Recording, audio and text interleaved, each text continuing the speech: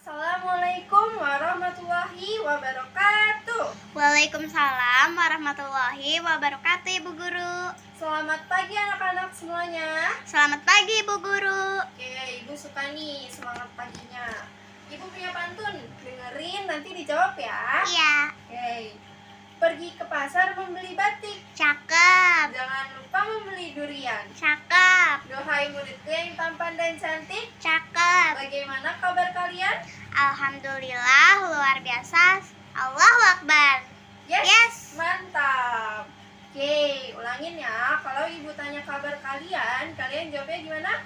Alhamdulillah, luar biasa. Allahu Akbar. Yes. Mantap. Oke, ibu suka nih semangatnya. Nah, sebelum kita mulai pembelajaran hari ini, kita berdoa dulu ya. Berdoanya bareng-bareng. Oke, yuk.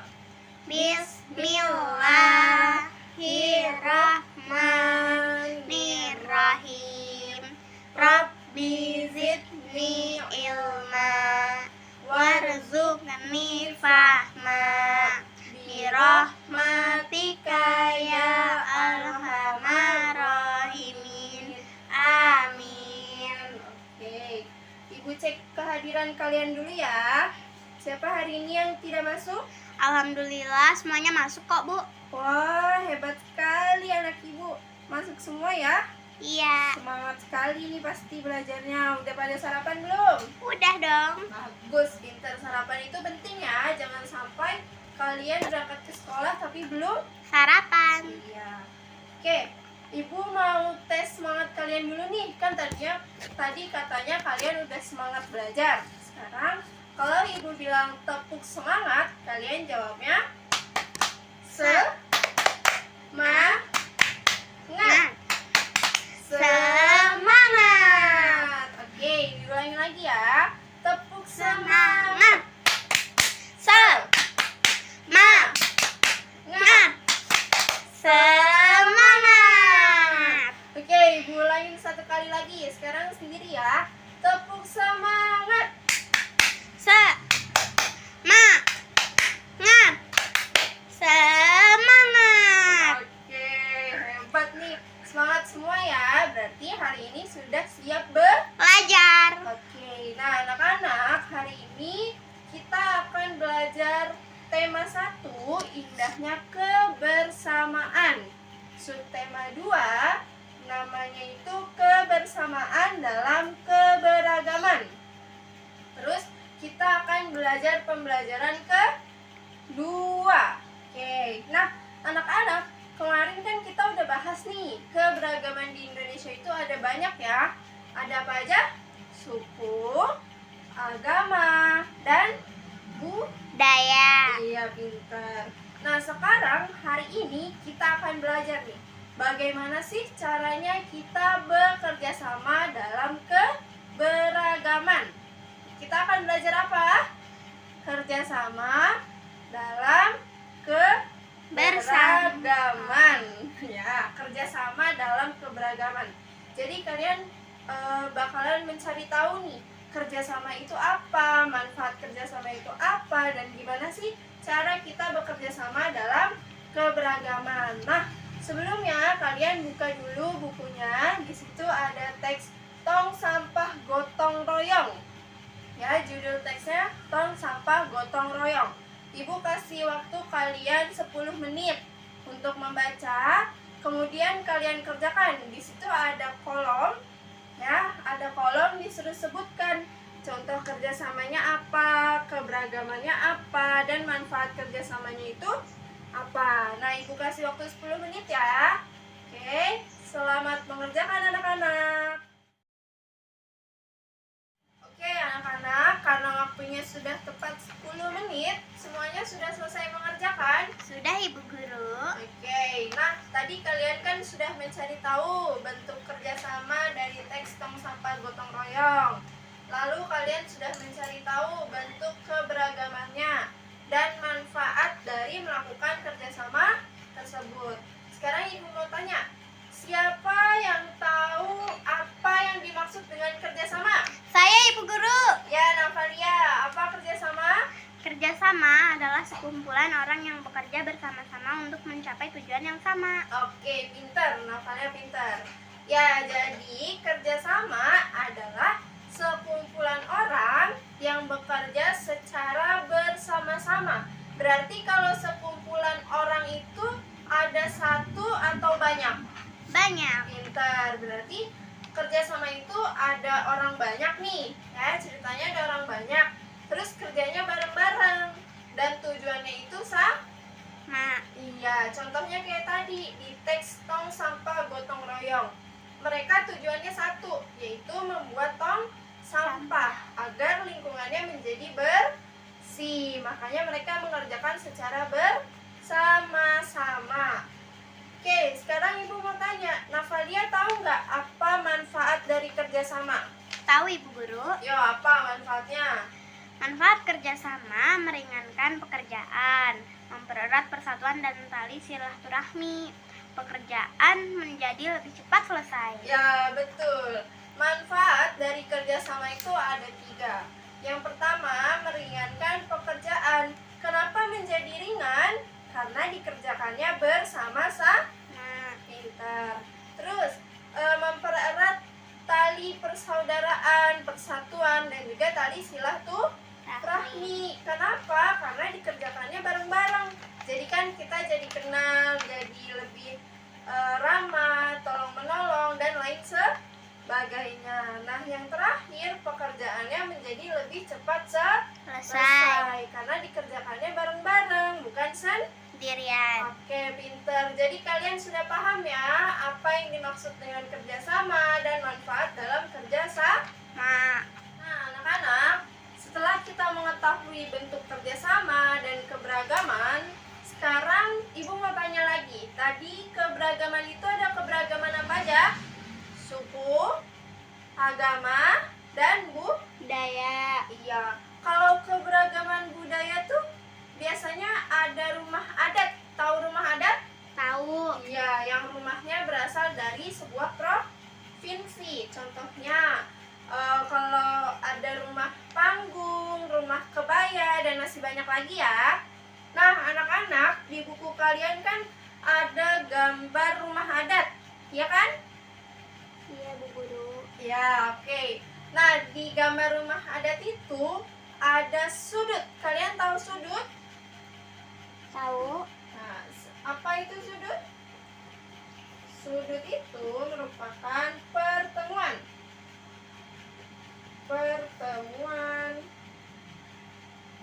dua garis.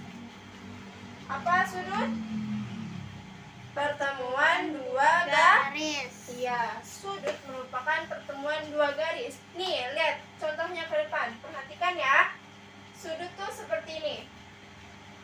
Navalia, perhatikan, jangan main terus. Baik, Ibu Guru. Oke, pinter.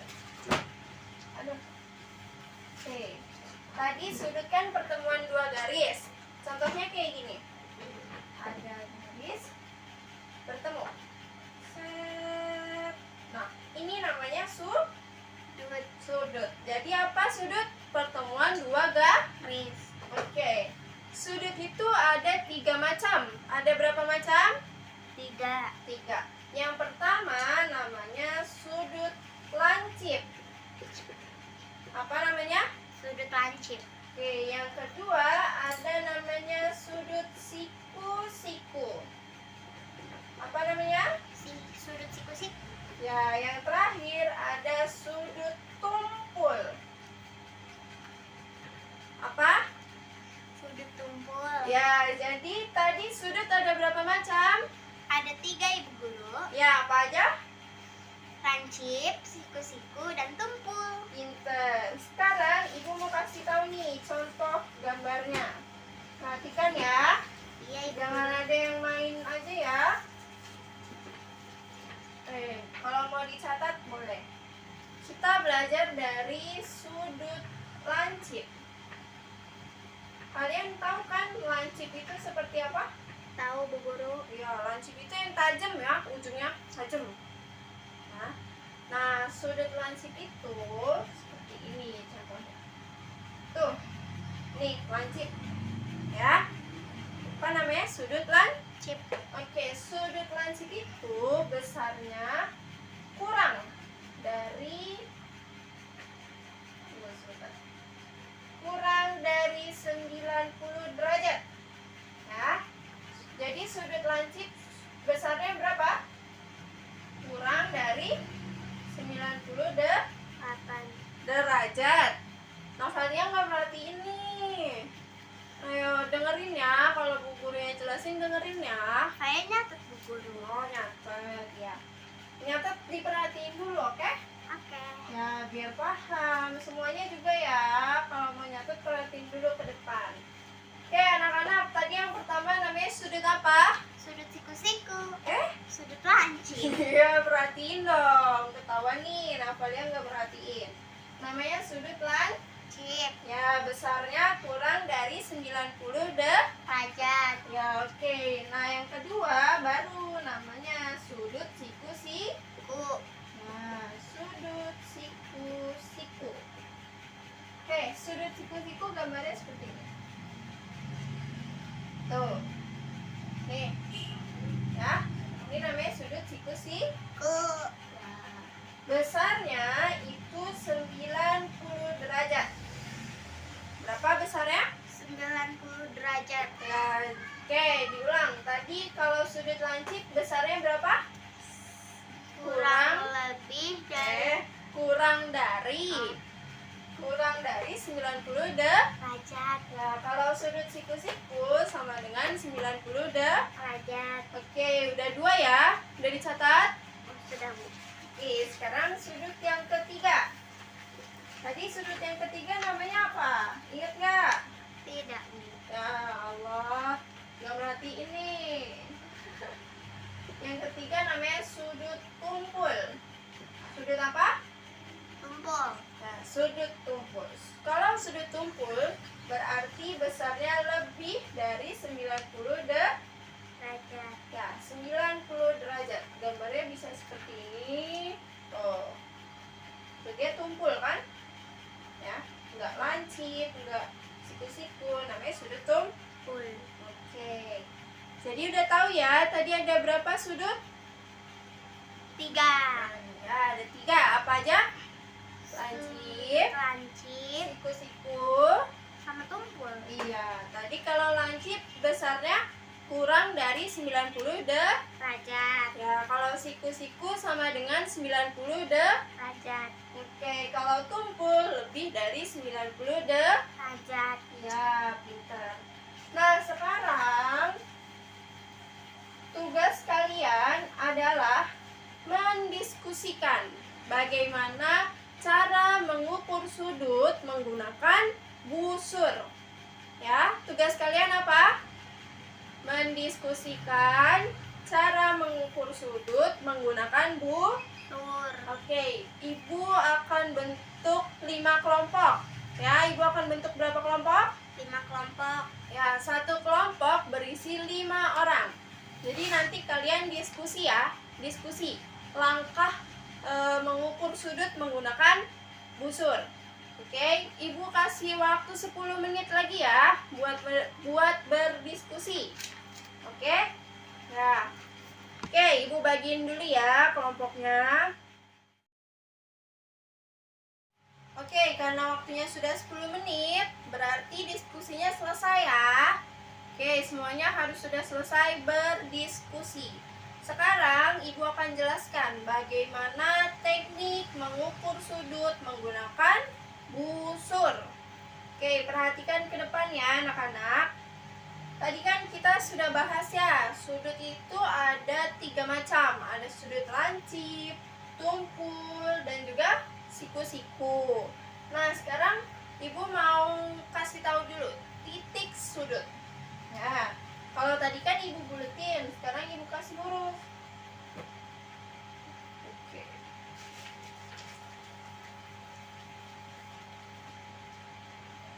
Oke, misalnya ada sudut lancip. Nah, sudut lancip. Di sini ada A, B, dan C. Nah, ada sudut lancip Terus di sini ada huruf A, B, dan C. Maka titik sudutnya ada di sini. Ada di huruf B. Ya, titik sudutnya ada di huruf B. Nah, sebelum kita mengukur menggunakan busur, kita harus tahu dulu nih, dari sudut itu, titik sudutnya tuh yang mana? Begitu ya. Lagi, contoh lagi. Ini kan sudut lancip. Sekarang kalau sudutnya berbentuk siku-siku.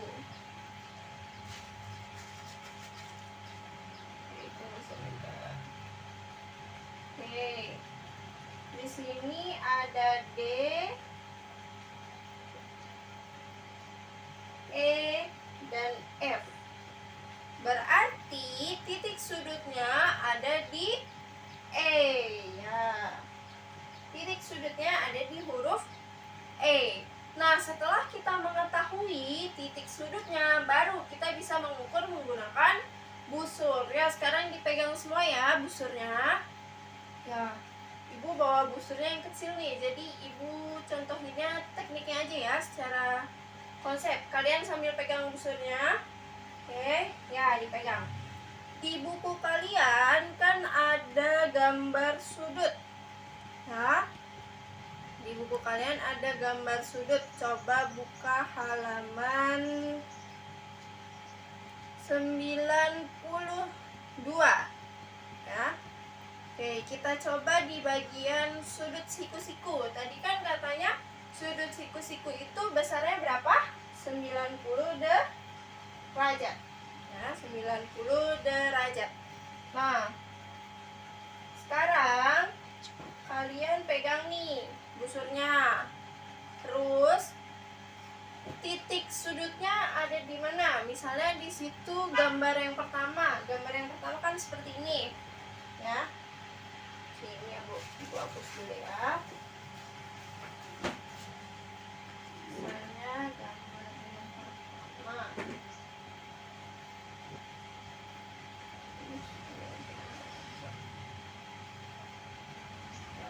Sudah ya.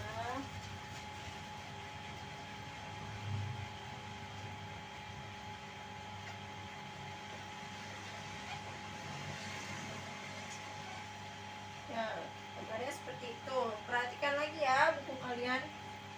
Oke, ibu sambil ini. Oke, ibu sambil jalan ya.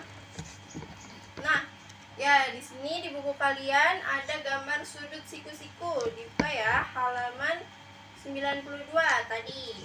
Oke, ya ibu perhatikan. Ya, betul. Nah, sekarang kita kasih huruf nih. Kita kasih huruf kayak tadi ibu sudah contohkan. Misalnya tadi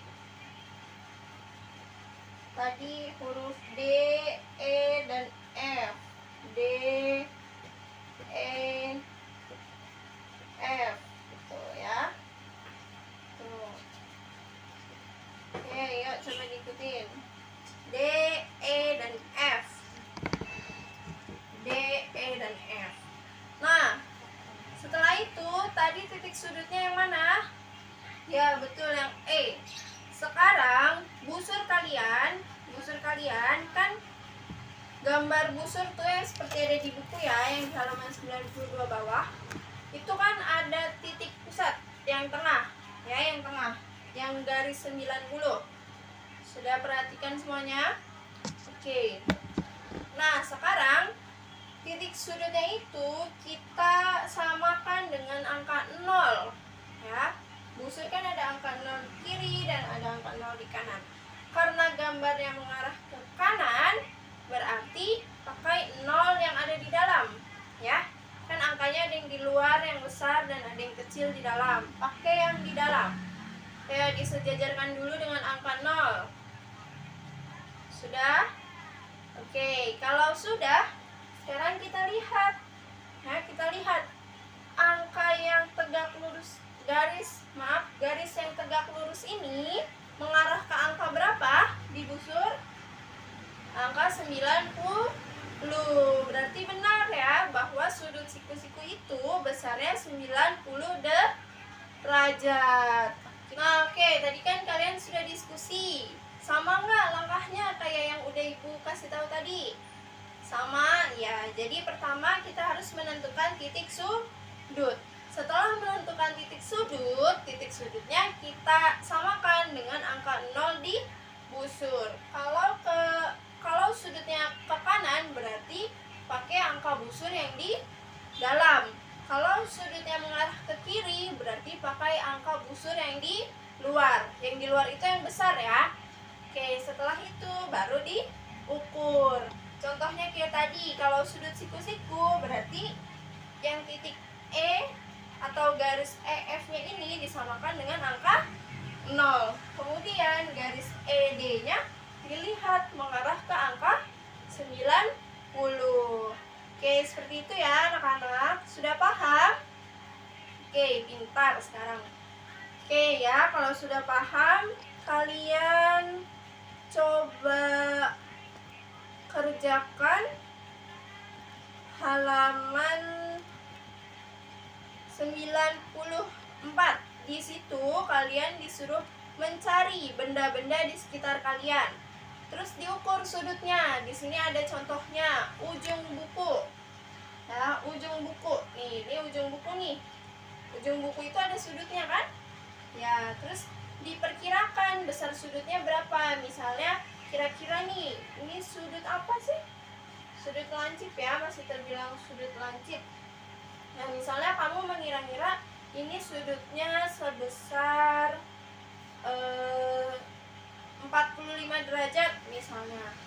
Terus ternyata pas diukur dia bukan sudut lancip karena besarnya 90 derajat. Jadi ditulis jenis sudutnya adalah siku-siku. Nah, tugas kalian mencari benda seperti itu ya, sebanyak 5. Dikerjakan di buku kalian tuh, sudah ada kolomnya.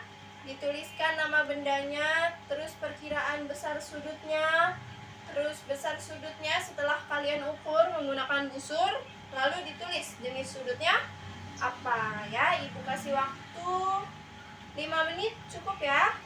Oke, selamat mengerjakan anak-anak. Ya, oke, semuanya sudah selesai mengerjakannya. Nanti bukunya dikumpulkan ke meja Ibu di sini, nanti akan Ibu nilai. Nah, sebelum mengumpulkan, kalian buka dulu nih di buku halaman 96. Perhatikan gambar. Itu ada gambar sudut ya, ada sudut A dan B. Perhatikan yang atas dulu. Di situ ada pertanyaan, apakah besar sudut gambar berikut sama besar? Nah, kalau dilihat gambar A sama B sama nggak? Beda ya, yang satu lebih terbuka, yang satunya agak tertutup. Oke, sekarang lihat gambar sudut yang bawahnya. Mana yang sudutnya lebih besar? Sudut A atau sudut B? Kalau dilihat, ya sudut B lebih besar karena lebih terbuka. Sekarang ditanya, apa yang mempengaruhi besar sudut? Nah, di situ di bawahnya dibilang bahwa besar sudut dipengaruhi oleh bukaan-bukaan kakinya, tetapi tidak dipengaruhi oleh panjang sinar garis. Nih, sinar garis itu ini. Nah, yang tadi garis EF, ED itu sinar garis. Kalau bukan kakinya, ya jarak ini. Ya, jarak ini. Semakin besar dia membuka, maka akan semakin besar sudutnya. Contohnya kayak tadi, kalau sudut lancip misalnya segini, ya ini sudut lancip nih, kan kecil nih, berarti sudutnya kecil kan, semakin lebar semakin besar kan sudutnya. Ya seperti itu ya anak-anak. Jadi besar sudut dipengaruhi oleh bukaan kakinya. Pintar. Ya, sekarang tugasnya boleh dikumpulin dulu ke depan, ditaruh di meja Ibu. Ya, Ibu tungguin. Oke, semuanya sudah mengumpulkan tugas ya? Sudah. Oke, sekarang Ibu mau cek semangat kalian lagi nih. Masih semangat atau tidak? Ayo, Ibu bilang tepuk semangat. Semangat. Semangat. Ya, loyo banget. Masa Ibu doang yang semangat? Ya, harus lebih semangat ya. Dikit Oke, lagi pulang, oke? Oke. Ya, tepuk semangat.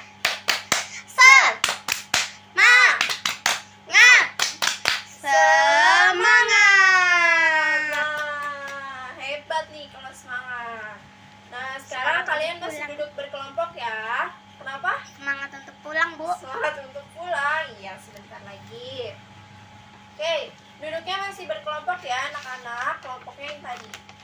Sekarang di buku kalian halaman 97, di situ ada gambar formasi ya. Ada gambar formasi gerakan. Ada gerakan A, gerakan B, gerakan C, gerakan D. Nah, sebelumnya Ibu mau jelasin ya. Ada yang tahu nggak pola lantai atau formasi itu apa? Tidak tahu, Bu. Nggak tahu? Oke, Ibu jelasin ya. Pola gerak tari adalah langkah atau posisi yang dilakukan ketika seseorang menari. Nah, di sini ada 4 jenis formasi yang harus kalian lakukan. Yang formasi gerakan A di situ menyamping, lurus ke samping, ya. Formasi gerakan A itu lurus ke samping. Ada formasi B. Formasi B itu membentuk segitiga, ya, seperti yang sudah Ibu bilang tadi, membentuk segitiga. Ya. Oke, yang formasi C kalian akan membuat Lingkaran. ya, lingkaran. Oke, berarti nanti teman satu kelompoknya itu narinya mengelilingi berbentuk lingkaran. Nah, formasi gerakan D itu membentuk huruf S. Ya, huruf S atau zigzag. Zigzag. Berarti misalnya yang 2 orang di sebelah kiri bagian depan, terus 2 orang lagi di sebelah kanan, terus 2 orang lagi di sebelah kiri, 2 orang lagi di sebelah kanan. Itu namanya formasi zigzag. Nah, tugas kalian adalah melakukan gerak dasar tari bungong jempa. Kemarin kan kalian sudah menari nih, sudah dikasih tahu gerak dasar tari bungong jempa itu seperti apa. Sekarang kalian akan Ibu kelompokkan, ya, kelompoknya seperti ini ya. Lalu kalian pilih satu formasi, ya, satu saja, satu formasi. Kan tadi ada 4, pilih satu. Kalian mau menarikan lagu bungong jempanya itu dengan formasi apa? Apakah formasi A yang lurus ke samping, atau formasi B yang membentuk segitiga, atau formasi C yang membentuk lingkaran, atau formasi D yang zigzag? Terserah kalian. Yang penting kalian memilih salah satu formasi, ya. Oke, sekarang kalian boleh latihan. Lalu minggu depan akan Ibu nilai ya. Setiap kelompok harus tampil membawakan tari bungong jempa menggunakan formasi yang sudah kalian pilih.